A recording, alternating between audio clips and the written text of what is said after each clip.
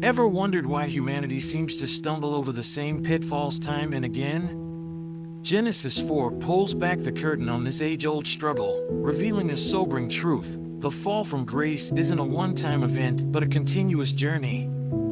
This chapter exposes the dark underbelly of our nature, from the destructive sibling rivalry to the spiraling moral decay. Betrayal, violence, and the erosion of humanity are all on full display, painting a stark picture of how quickly we can lose our way.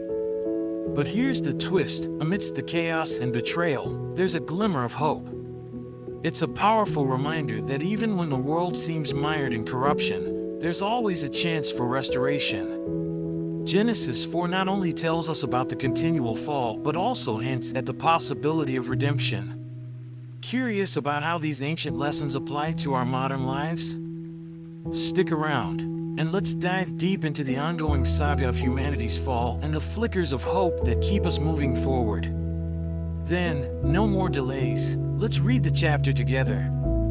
Adam made love to his wife Eve, and she became pregnant and gave birth to Cain.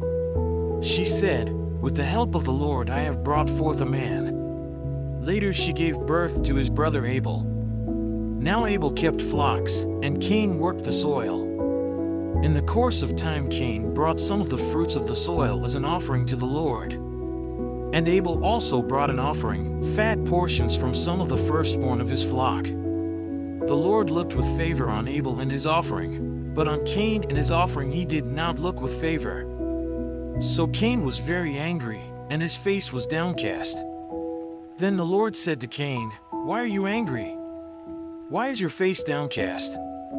If you do what is right, will you not be accepted? But if you do not do what is right, sin is crouching at your door. It desires to have you, but you must rule over it." Now Cain said to his brother Abel, "Let's go out to the field." While they were in the field, Cain attacked his brother Abel and killed him. Then the Lord said to Cain, "Where's your brother Abel?" "I don't know," he replied. "Am I my brother's keeper?" The Lord said, "What have you done? Listen. Your brother's blood cries out to me from the ground. Now you are under a curse and driven from the ground, which opened its mouth to receive your brother's blood from your hand. When you work the ground, it will no longer yield its crops for you. You will be a restless wanderer on the earth." Cain said to the Lord, "My punishment is more than I can bear. Today you are driving me from the land, and I will be hidden from your presence. I will be a restless wanderer on the earth, and whoever finds me will kill me." But the Lord said to him, "Not so. Anyone who kills Cain will suffer vengeance 7 times over." Then the Lord put a mark on Cain so that no one who found him would kill him.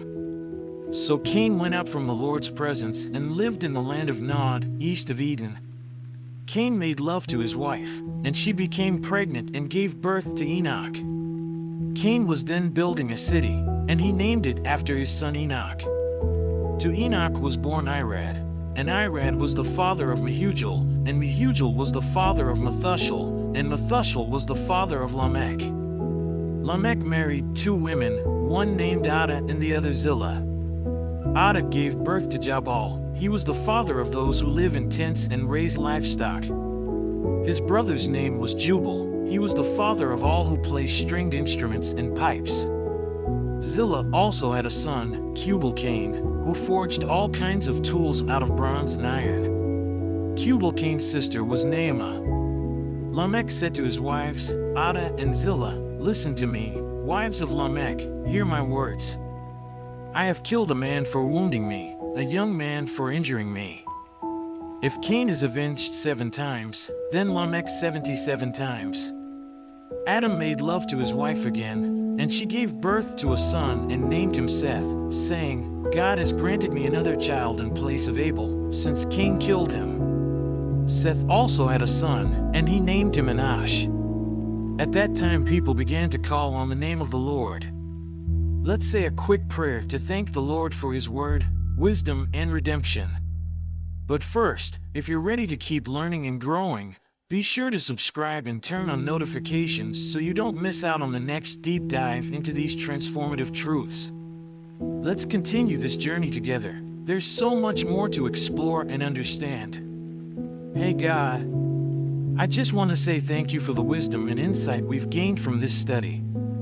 It's amazing to see how these ancient stories and lessons can touch our lives today. We're grateful for the knowledge you've shared and the way it's helping us understand our journey better. Now, we ask for your help in applying this wisdom to our daily lives. Give us the strength and clarity to act on what we've learned, to make choices that reflect your teachings, and to embrace the hope and restoration you offer. Help us to be mindful of our actions and intentions, and to stay grounded in your guidance. Thanks again for walking with us through this. We're looking forward to growing and learning more with you by our side. Amen. As we reflect on Genesis 4, it's clear that these ancient stories hold a mirror to our modern lives. The continual fall of humanity, the struggle to offer our best, and the ever-present battle against cultural corruption, all these challenges remain as relevant today as they were in the beginning. But here's the question: how are you responding to these struggles? Are you allowing the cycle of betrayal and downfall to continue, or are you seeking out the moments of hope and restoration in your life? It's time to change our ways to live intentionally, so don't forget to check the last video and learn more about our origin.